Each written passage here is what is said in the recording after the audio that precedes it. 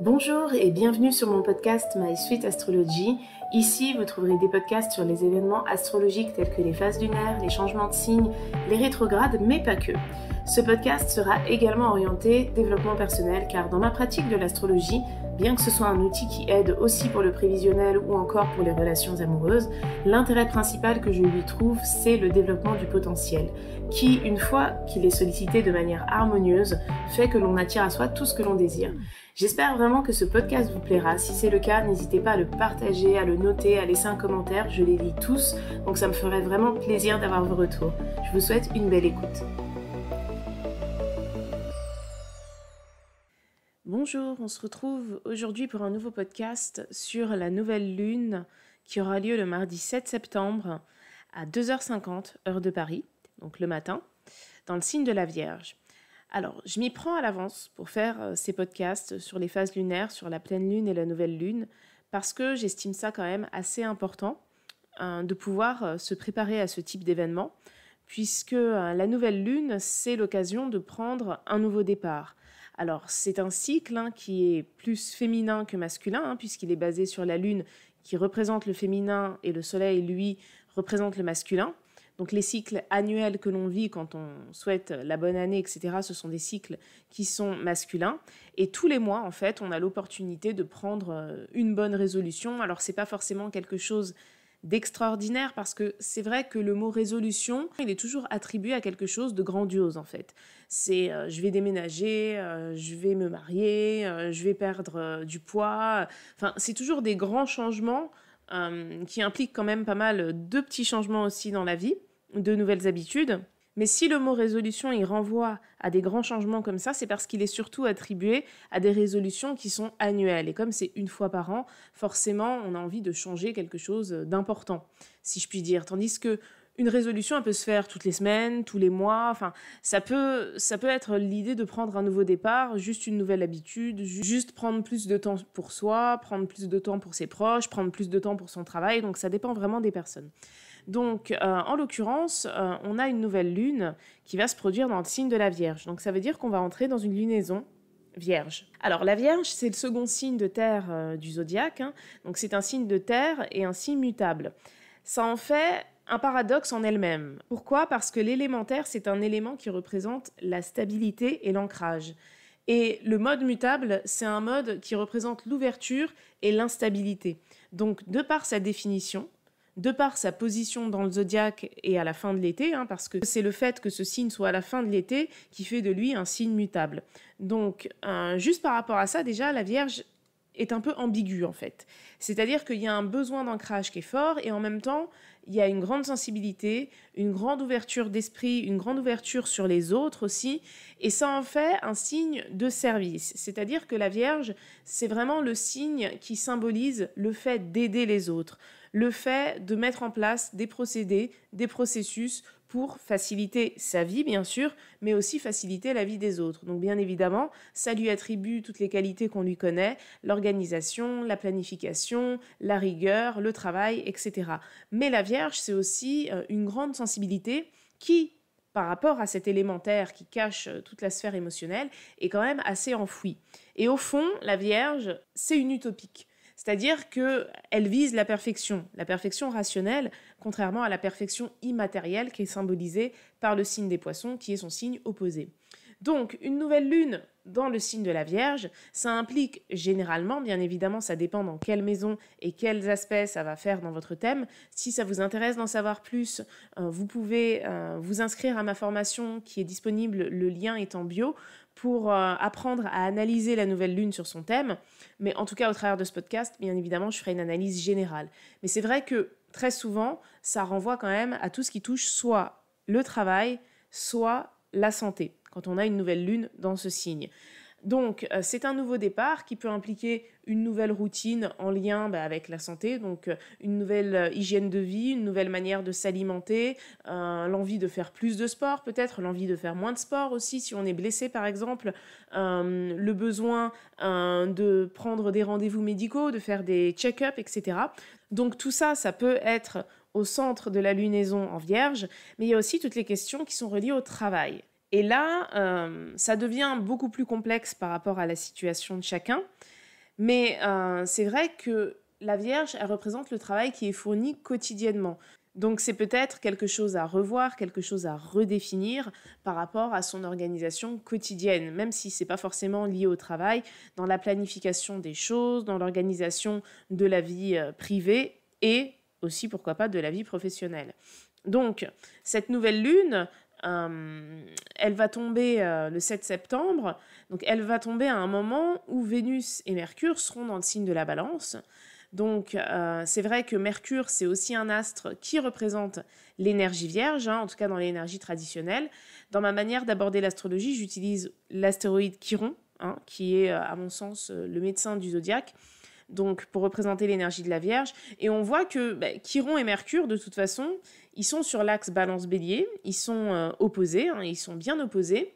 Et c'est vrai que cette position de Chiron et de Mercure sur l'axe Bélier-Vierge, l'axe Bélier-Vierge, c'est quand même l'axe de l'individualité et de la projection de cette personnalité vis-à-vis des autres. Le Bélier, c'est le premier signe du zodiaque, donc c'est un signe individuel qui va de l'avant, qui fonce, qui entreprend, qui est optimiste. Et la Balance, c'est un signe qui va vers les autres, mais qui cherche toujours à faire respecter un équilibre, une certaine harmonie et qui va entrer dans des dialogues, dans des débats, dans des compromis pour faire valoir ce qu'elle estime juste. Là où le bélier, lui, il n'est pas trop dans la négociation, il est plus face à son objectif et peu importe ce que les autres peuvent penser.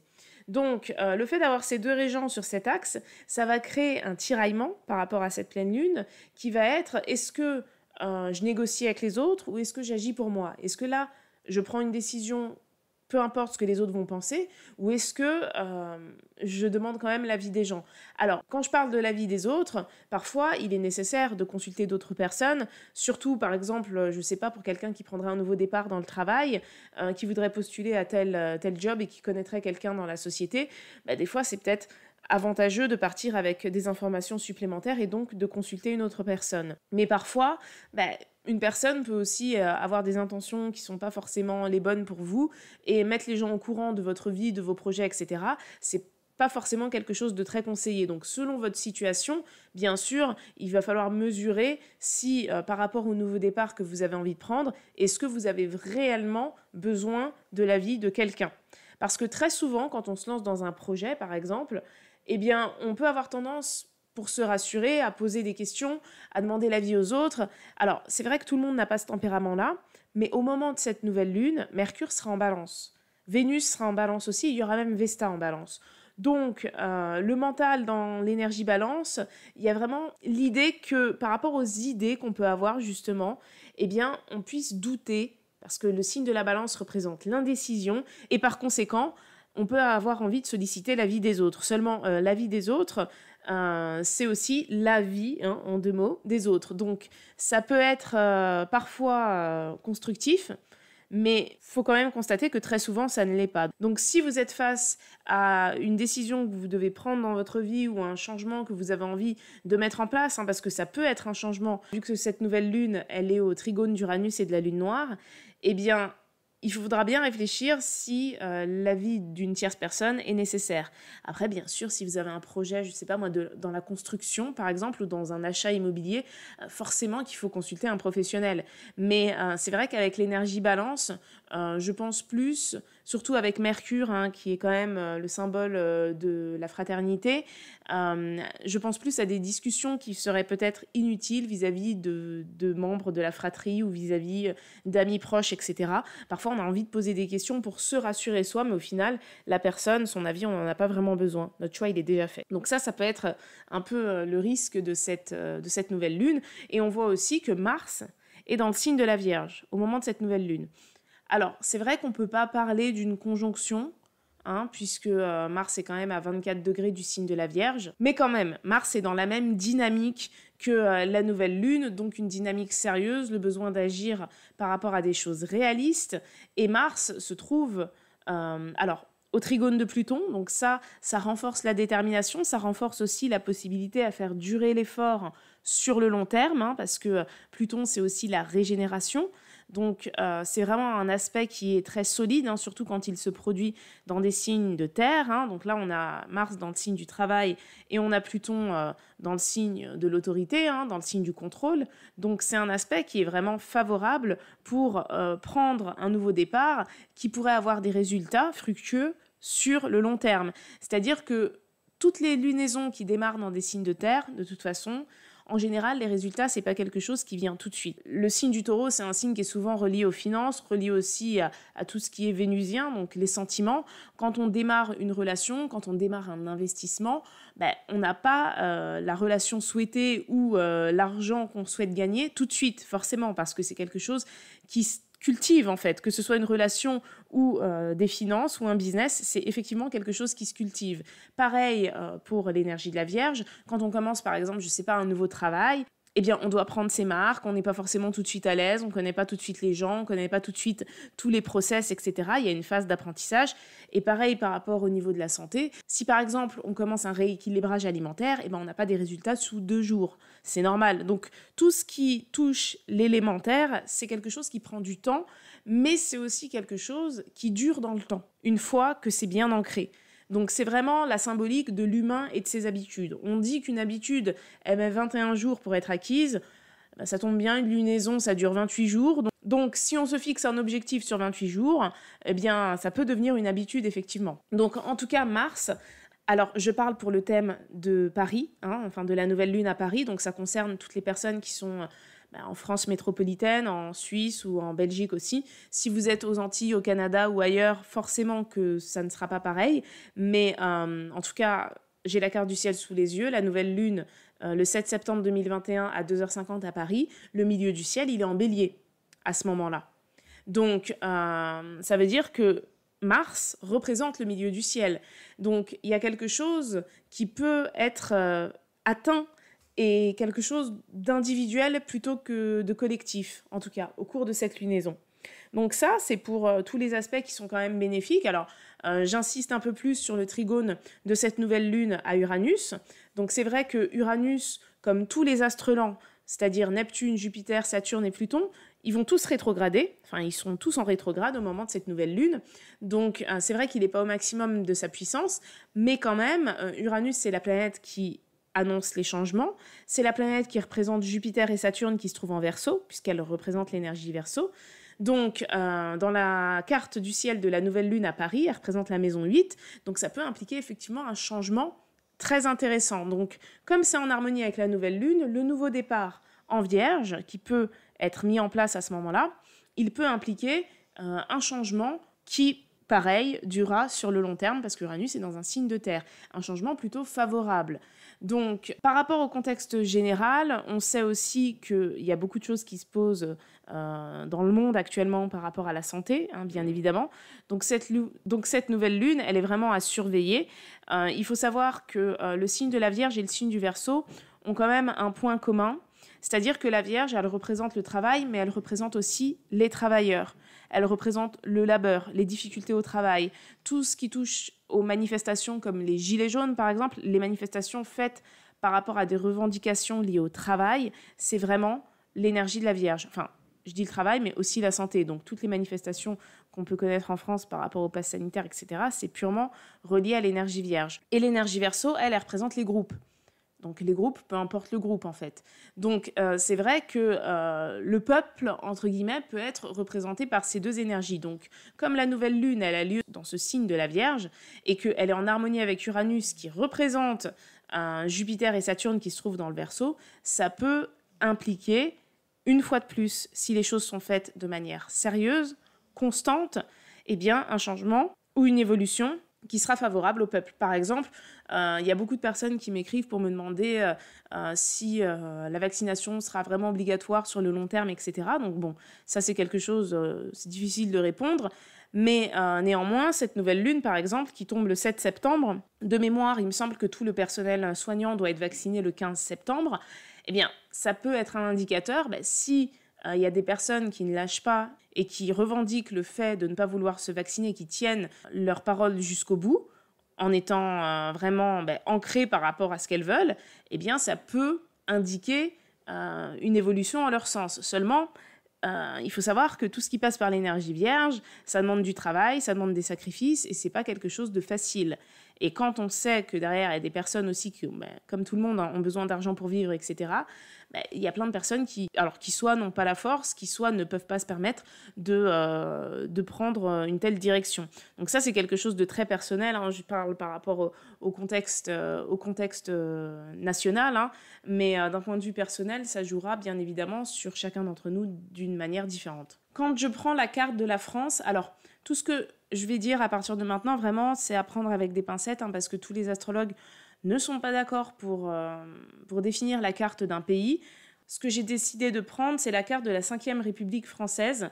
Donc c'est la carte du dimanche 28 septembre 1958 à 18h, qui donne un soleil en balance et un ascendant poisson. Hein, donc la France est un pays balance.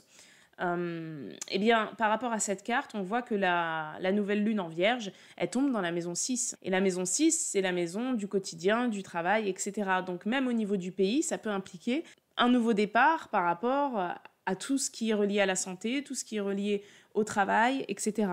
Donc bien évidemment qu'on voit qu'il y a Mars qui se trouve proche de la nouvelle lune, et Mars, dans le thème de la France, ça représente un des ascendants, parce que la France a un thème à double ascendant, ce qu'on appelle ascendant poisson-bélier.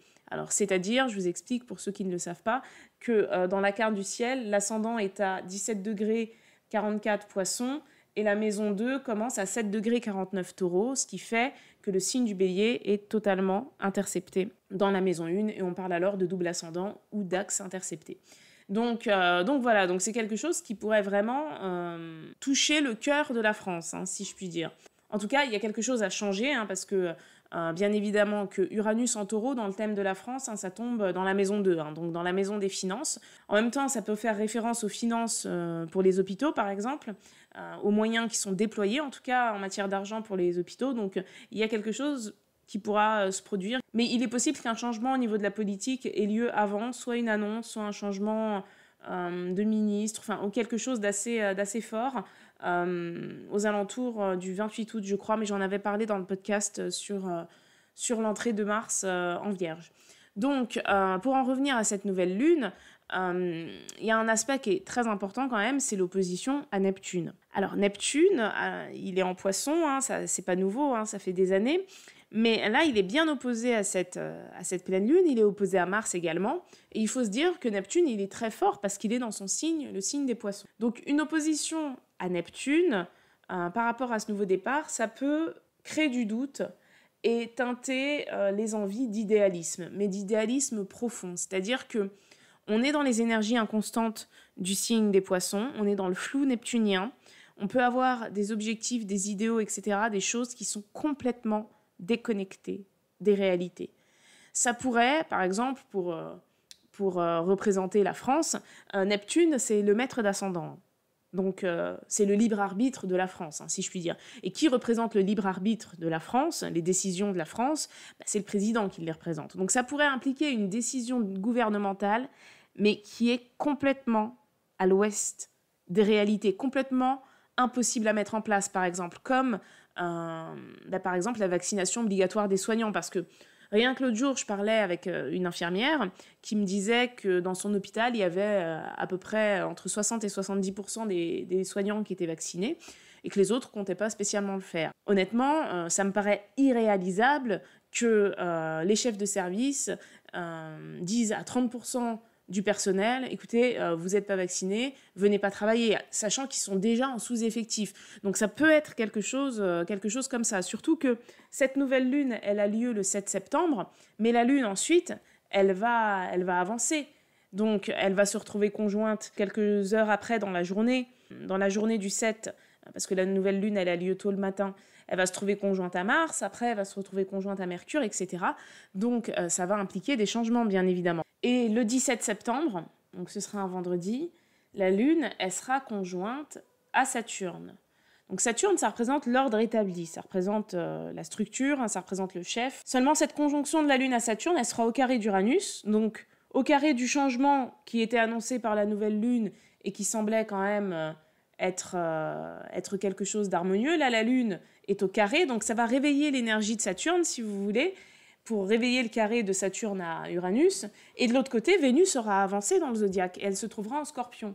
Donc il y aura un carré parfait parce que Saturne et la Lune seront à 7 degrés et Vénus, elle sera à 7 degrés Scorpion. Donc il y aura un carré du Verseau au Scorpion. Donc ça peut impliquer par exemple quelque chose de fort entre le peuple, parce que ça se passe dans le signe du Verseau, la Lune et Saturne, au carré de Vénus. Donc Vénus, ça peut représenter les finances. Et dans le signe du Scorpion, ça peut représenter une transformation. Donc, un nouveau départ qui se produit le 7 septembre et qui, 10 jours plus tard, le 17 septembre, peut être perturbé par un frein, parce que Saturne, ça représente aussi le frein, ça représente les blocages. Un blocage peut être social, un blocage peut être en lien de toute façon avec les autres, si c'est dans une situation personnelle. Peut-être d'ailleurs que les personnes qui auront trop parlé de leur projet se trouveront bloquées par l'avis des autres, par exemple. Si on prend l'exemple de l'État qui veut imposer quelque chose, peut-être qu'il se trouvera bloqué par le peuple, parce que la Lune va donner de la force à ce Saturne et elle sera conjointe le vendredi 17 septembre à 7h20 du matin. Donc c'est un aspect qui va durer toute la journée et le lendemain, elle sera conjointe à Jupiter, toujours dans le signe du Verseau. Donc c'est vrai que Jupiter, de par sa position, il sera en harmonie avec Mercure, il ne sera pas au carré d'Uranus, ni même au carré de Vénus. Donc c'est plutôt le 17, effectivement, qu'il peut y avoir quelque chose d'assez fort. Mais gardez à l'esprit que les transits planétaires déclenchent des choses qui amènent à des événements. Donc les ressentis n'accompagnent pas forcément directement les événements. Donc ça peut être aussi quelque chose qui se produit le lendemain. Et comme le lendemain, c'est un samedi, et comme le samedi, en ce moment, c'est jour de grève, eh bien, ça pourra être un jour de grève plus fort que les autres, par exemple. En plus, quand on sait que c'est à partir du 15 septembre que, pour beaucoup de professions en France, la vaccination devient obligatoire, forcément que la manif qui suit juste après peut être plus virulente que les autres. Donc, je pense que c'est une date qui est à noter.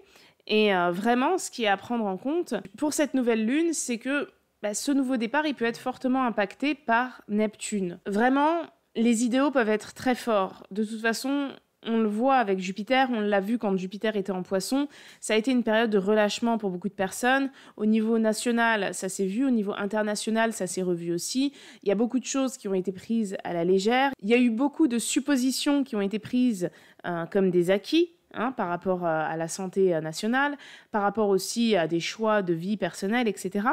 Donc cette lunaison dans le signe de la Vierge, elle est un peu là pour ramener à la réalité.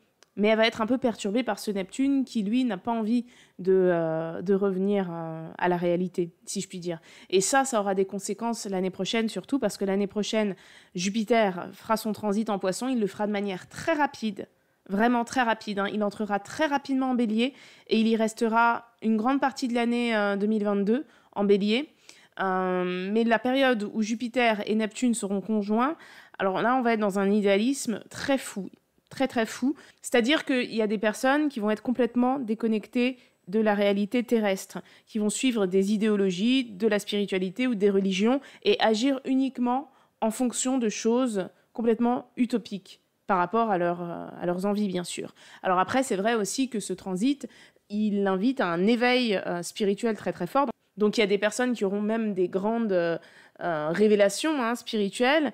Il y a aussi d'autres personnes qui développeront un sens artistique extraordinaire. C'est possible qu'il y ait des choses de génie, artistiquement parlant, qui se produisent. Mais c'est vrai que trop d'idéalisme tue l'idéalisme. De toute façon, les signes du zodiaque, ils fonctionnent par paire, par signes opposés. Et les oppositions invitent bien évidemment à trouver un équilibre entre les deux. Et ici, dans cette nouvelle lune, on est à la recherche de l'équilibre entre deux énergies qui sont complètement utopiques, qui cherchent la perfection immatérielle pour les poissons et la perfection matérielle et réaliste pour la Vierge. Donc il y a un juste milieu à trouver. Déjà, quand chacun décidera de son nouveau départ, il faudra le faire en prenant en compte l'intuition, en prenant en compte les réalités invisibles, si je puis dire, mais en prenant en compte aussi tout ce qui est rationnel. Sinon, ça ne fonctionnera pas. Et comme au moment de cette nouvelle lune, on aura beaucoup plus d'astres en Terre, parce qu'on aura Pluton, Uranus, Mars, le Soleil et la Lune, et on n'aura que Neptune qui sera en eau, bien évidemment que c'est le réalisme qui l'emportera, et il faudra faire preuve de sérieux. Le mois de septembre enfin à partir du 7 septembre, hein, le mois lunaire de septembre, hein, si je puis dire, donc le mois lunaire vierge, invite au sérieux. C'est pas à cette période de l'année en général qu'on prend des vacances ou qu'on décide de ne rien faire, etc. C'est une période qui est quand même assez similaire à celle du Capricorne, parce que souvent la nouvelle lune en Capricorne, elle intervient après Noël, et donc au moment de la rentrée en général. D'ailleurs, je crois que en 2022, la nouvelle lune en Capricorne sera début janvier, je crois, à vérifier. Donc voilà. En tout cas, cette nouvelle lune, elle invite vraiment à prendre en compte les questions de santé, les questions reliées au travail, les questions reliées à l'organisation. Donc si vous avez quelque chose que vous n'estimez pas encore au top dans votre vie à ce niveau-là, c'est un bon moment pour y réfléchir. Alors bien évidemment, ça dépend aussi de l'endroit où cette nouvelle lune va tomber dans votre thème, hein. Je parle de la maison astrologique, hein, parce que comme pour tout le monde, ça tombera en Vierge, et des aspects que cette nouvelle lune va créer dans votre thème, mais d'un point de vue général, c'est plutôt ça qui en ressort. Et avec Chiron qui se trouve en Bélier quand même, il y a l'idée de foncer. Il y a l'idée de partir motivé, déterminé, alors que ce soit dans quelque chose qui se présente plus comme un combat, que ce soit quelque chose qui se présente plus comme un travail, comme une réorganisation, comme une habitude à prendre pour son bien-être, il y a l'idée d'y aller quand même de manière assez déterminée. Il ne faut pas oublier que le signe de la Vierge, hein, de par sa position dans le zodiaque, c'est une position qui est très stratégique. Et la Vierge est un signe stratège. C'est-à-dire qu'elle symbolise la moitié de l'année astrologique. Donc après la Vierge, il reste 6 signes dans le zodiaque avant de commencer une nouvelle année avec la saison du Bélier, au printemps donc. Donc ça veut dire que c'est un signe qui cherche à mettre en place des process pour que le reste de l'année se passe bien et qui invite à faire le bilan des 5 premiers mois. Donc c'est vraiment après le Cancer et le Lion, enfin l'été, le Cancer c'est la famille, c'est retrouver ses proches, le Lion c'est être aussi avec ses proches, mais ses amis, les gens qu'on aime, etc. Profiter des bons plaisirs de la vie, des loisirs, etc. Tout ça c'est fini quand on est dans la période Vierge. Et la période Vierge, elle commence le 23 août, au soir. Donc, on est tout de suite dans une dynamique qui implique plus de sérieux, plus de rigueur, plus de responsabilité et plus de maturité. Donc, bien évidemment, la nouvelle lune qui tombe dans ce signe, elle n'invite pas à la fête, hein, si je puis dire. Elle invite plus au fait de se concentrer, pour le coup, sur quelque chose d'assez individuel, un travail sur soi. Ça peut être ça aussi. Parce que comme le Bélier et le Soleil, d'ailleurs, hein, ce sont des astres de feu qui parlent du moi, de l'ego, eh bien, là, ça peut être un travail à faire vraiment sur soi. Et la nouvelle lune qui aura lieu dans le signe de la Balance le mois suivant, forcément, elle invitera à quelque chose de beaucoup plus social. Donc voilà, j'ai terminé ce podcast. J'espère qu'il vous a plu. N'hésitez pas à vous abonner au podcast, à vous abonner à la chaîne YouTube. Il y a plein de choses qui arrivent. Et à laisser votre avis ou poser vos questions d'ailleurs sur YouTube si vous en avez. Et je vous dis à bientôt pour un prochain podcast.